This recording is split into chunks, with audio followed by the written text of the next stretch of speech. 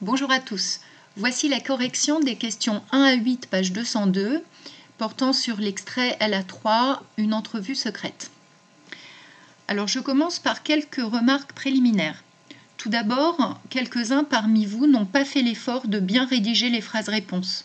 Attention, lorsque je donne des questions de lecture, c'est à la fois un exercice de lecture et d'écriture. Au brevet, si vous répondez juste sur le plan de la lecture mais que la phrase n'est pas construite, vous n'avez que la moitié des points. Donc c'est important de prendre cette habitude, ce n'est pas si facile que ça. On dit souvent ce qui se conçoit bien s'énonce clairement, donc mieux vous aurez compris le texte et mieux vous rédigerez vos réponses. Ça fait partie de l'exercice. Je vous félicite en revanche parce que vous avez bien répondu aux questions au présent. L'erreur que j'avais trouvée dans les dernières questions de lecture ne s'est pas reproduite. C'est très bien. Vous avez dans l'ensemble prêté attention aux doubles questions, mais certains ont rencontré des difficultés pour répondre vraiment à toutes les questions. Donc j'espère que cette correction vous apportera les éléments qui vous manquent.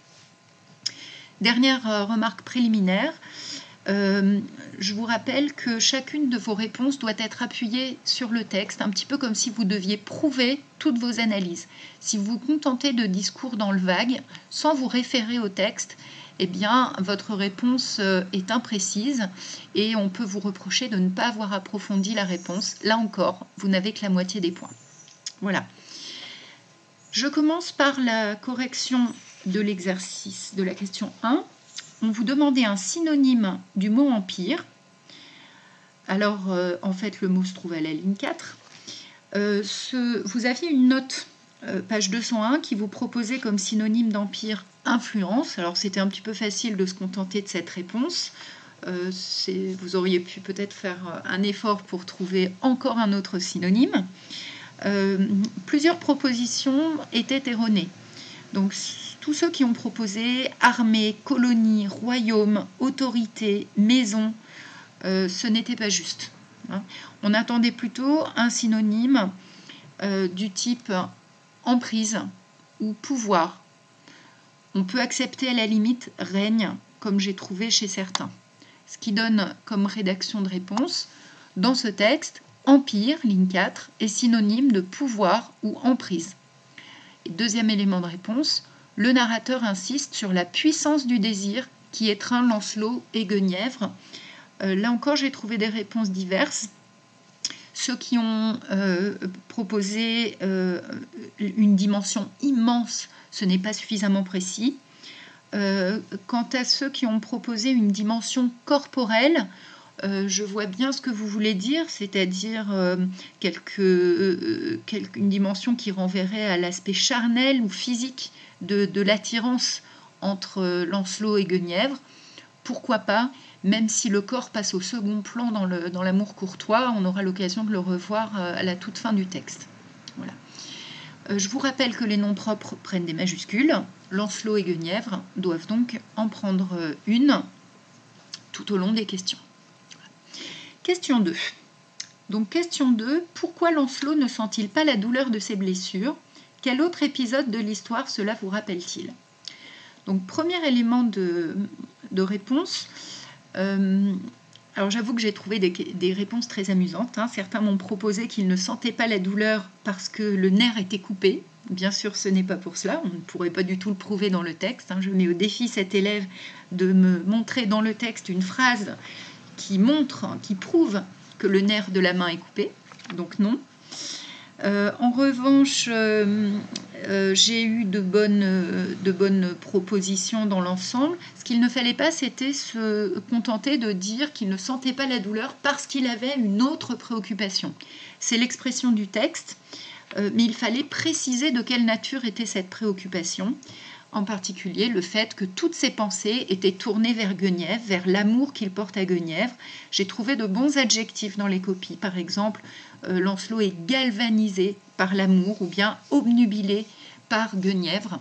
Tout cela c'était des propositions très intéressantes. J'ai même trouvé quelqu'un qui m'a proposé l'idée d'un martyr d'amour, c'est-à-dire en quelque sorte d'un Lancelot qui se soumettrait volontairement à la souffrance, un petit peu comme le Christ dans l'idée d'un texte qu'on a vu précédemment, pour mériter en quelque sorte l'amour de Guenièvre. Alors, c'est quand même pas tout à fait ça dans ce texte, puisque dans l'idée du martyr, il y a quand même l'idée de ressentir une forme de souffrance. En particulier le Christ sur la croix, on ne dit pas qu'il ne souffre pas.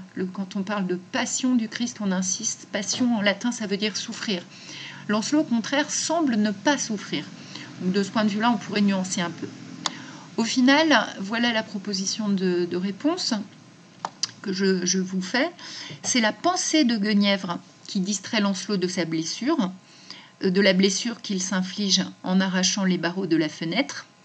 Donc là, s'il y a un élément important à bien repérer, c'est la pensée de Guenièvre, l'amour qu'il porte à Guenièvre, ça marche aussi. Donc je vous rappelle la citation du texte, mais ni des gouttes de sang qui en tombent, ni d'aucune blessure il n'a conscience, car il a une toute autre préoccupation. Là encore, la citation ne suffisait pas elle-même, il fallait expliciter cette autre préoccupation, l'amour qu'il porte à Guenièvre. Cet épisode rappelle le passage du pont de l'épée, lors duquel Lancelot se blesse aux mains, aux genoux et aux pieds, tout en trouvant soulagement et guérison en amour. C'était le meilleur choix. Je n'accepte pas les propositions de ceux qui ont voulu rapprocher le passage du moment où Lancelot veut se jeter dans le vide lorsqu'il ne parvient plus à voir Guenièvre, parce qu'il n'est pas du tout question de souffrance physique dans ce passage. Il n'y a pas de sang en particulier. Donc ce rapprochement ne fonctionnait pas. Question 3.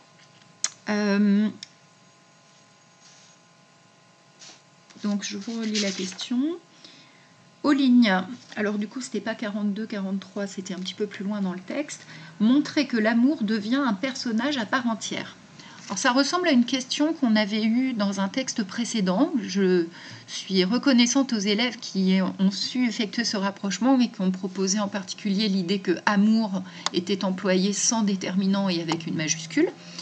Ce qui était intéressant aussi, c'est de repérer dans le texte que le nom amour était souvent sujet de verbe d'action. Et cela participe à la personnification d'amour. Ce qui donne comme réponse aux lignes 47-53, amour est personnifié, rappelez-vous cette figure de style qu'on a déjà travaillée. Non seulement le nom amour porte une majuscule et n'est pas précédé d'un déterminant, mais il est sujet de verbe d'action. Et là encore, on vient prouver ce que l'on dit en citant le texte. Donc amour a en effet le pouvoir de dicter sa conduite à Lancelot. Dicter, ça implique une parole, donc quelque chose qui relève d'une personnification. D'agir avec le verbe faire à la ligne 48. L'idée aussi qu'amour reprend des forces comme un être qui aurait été diminué. Tout cela participe de la personnification d'amour et en fait un personnage à part entière. Deuxième série de questions, un héros courtois. Alors là, il y a eu beaucoup d'erreurs sur la question 4. Quel est le seul obstacle qui pourrait empêcher Lancelot de rejoindre Guenièvre? Vous êtes très nombreux à m'avoir parlé du sénéchal Queux, qui dort dans un coin de la chambre de Guenièvre, ou même des barreaux que doit effectivement franchir Lancelot pour parvenir dans la chambre de Guenièvre. Certains m'ont même parlé du père de Guenièvre, alors là c'est un total contresens. En fait, on attendait une lecture très précise du passage qui, par 2 fois dans le texte, fait intervenir le nom obstacle.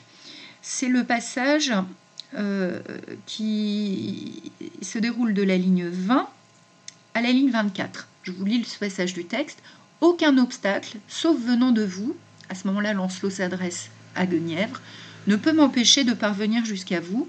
Si vous m'en octroyez la permission, la voie est libre. Si au contraire cela ne vous est pas tout à fait agréable, alors il y a là un obstacle insurmontable que rien ne me fera franchir. » Autrement dit, Lancelot est prêt à renoncer à voir Guenièvre si celle-ci ne le désire pas. Son éventuel refus serait l'unique obstacle. Donc il s'agit ici de prendre en compte l'avis de Guenièvre. Seule Guenièvre peut encore empêcher Lancelot de parvenir jusqu'à elle. Et dans ce cas, Lancelot respecterait son choix en chevalier courtois qu'il est. Question suivante, question 5. On vous demandait de relever un adjectif dans le texte, un adjectif qui qualifie le corps de Guenièvre, puis d'indiquer à quel lexique, c'est-à-dire à quel champ lexical, ce mot appartient. Alors, attention à ne pas confondre l'adjectif saint, S-A-I-N-T, qui renvoie à la sainteté, à la pureté, et l'adjectif saint, S-A-I-N, qui lui renvoie à la santé. Donc là, il s'agissait bien du vocabulaire religieux.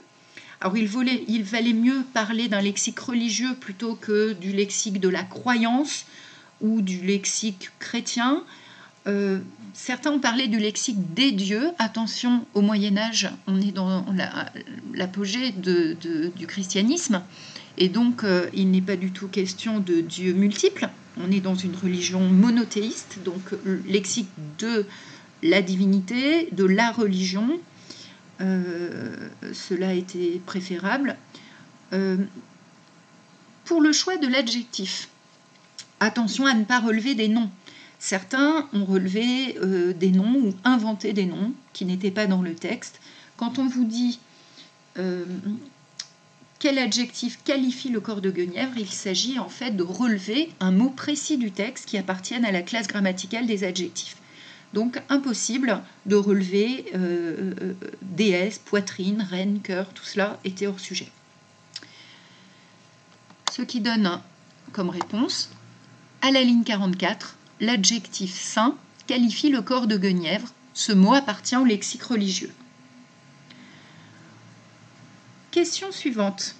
Question 6. Que fait Lancelot quand il est parvenu devant Guenièvre? Que révèle cette attitude à propos du chevalier?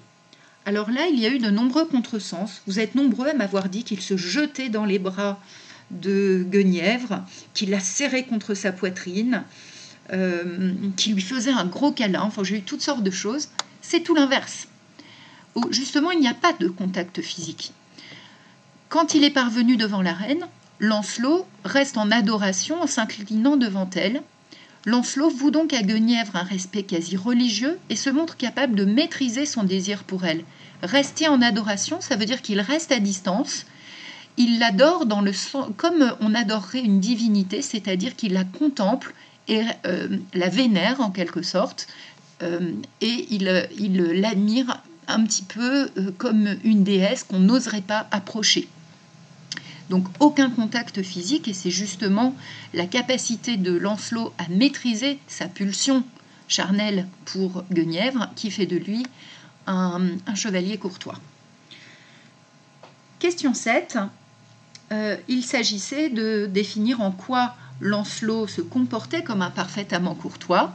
Donc la réponse était en fait une synthèse des différents éléments de réponse que vous aviez trouvés précédemment. Je vous propose, Lancelot se comporte en parfait amant courtois car il respecte scrupuleusement la volonté et le corps de la reine. La volonté parce qu'il se plie à son désir. Si elle refuse qu'il entre dans la chambre, il restera à l'extérieur. Et puis il respecte son corps en restant à distance. Un petit point rapide pour le bilan que je vous laisse découvrir. Dans ce passage, Lancelot se montre héroïque car il parvient à se conformer aux idéaux de la courtoisie. Après avoir franchi de douloureuses épreuves, il prend le temps de demander à Guenièvre si elle accepte qu'il arrache les barreaux pour la rejoindre, quitte à faire demi-tour si elle refuse. Il est prêt en fait à avoir fait tous ses efforts pour rien. De plus, il est capable de résister aux pulsions charnelles de la passion amoureuse en vouant une dévotion religieuse à la reine. Voilà, j'espère que tout est bien compris. N'hésitez pas à me poser des questions, soit en commentaire de cette vidéo, soit par les messageries habituelles, si vous avez des questions supplémentaires à me poser sur le texte. Merci de votre attention. À bientôt.